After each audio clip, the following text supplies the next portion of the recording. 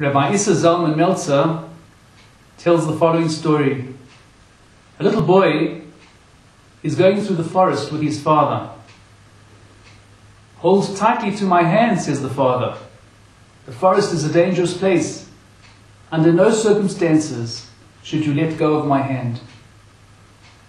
So they walk through the forest, they walk a while, and the boy obediently is holding his father's hand and holding his hand, holding his hand.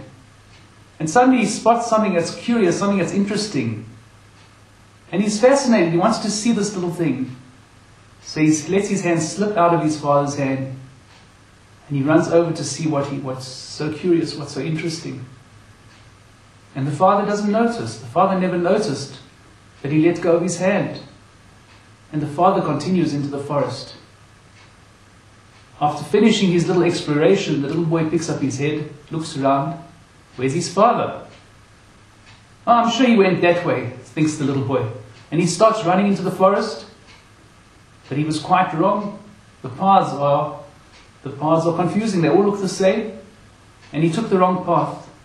And he's running and running and he's not catching up to the father. He can't find the father. This is the wrong path. And he finds himself getting more and more lost. And eventually he sees the sun is beginning to set. It's getting darker and darker. And he hears the owls begin to hoot. He becomes very frightened. And then he hears some wolves howling, and now it's quite dark. He still can't find his father. And he's getting quite terrified.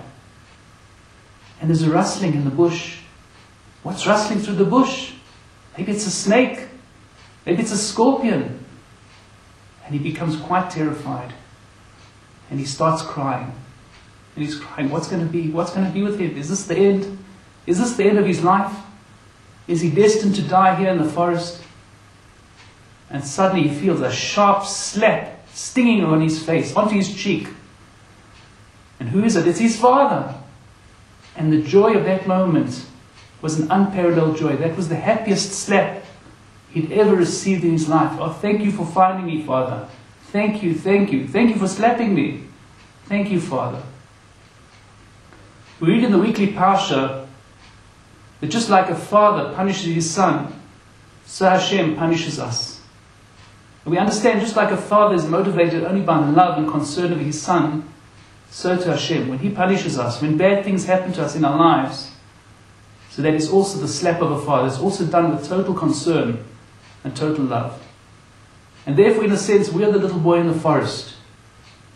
And the father we're speaking about is Hashem himself. But there are two major differences. Number one, and this is because of free choice. Because of free choice, even though we're lost in the forest, we never realize we're lost in the forest. We think life is fine. We think we're just going on living our lives in the best possible way. But the truth is we're lost and we're falling into danger. We're going into more and more dangerous places. We might be lost forever. We might just self-destruct or destroy our lives forever because we've gone so far off the path of life, off the path of doing the right thing. We're getting more and more lost, but we can't see it. That's the first difference. The second difference is when our Father finally catches up with us and He slaps us in our face. So the boy in the story, he was thrilled to be slapped by his father.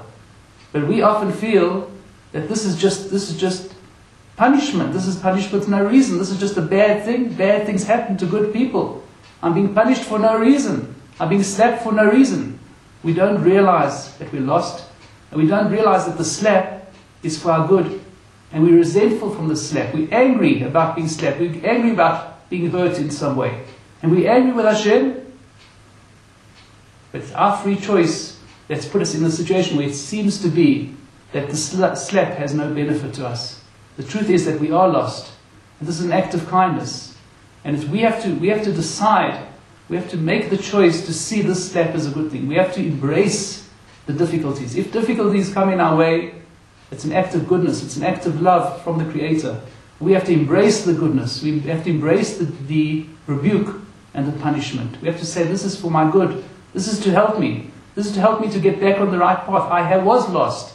I am lost. And this will help me to get back on the right path. Thank you, thank you, thank you. This is the attitude we need to take. And this is a secret for our own personal success.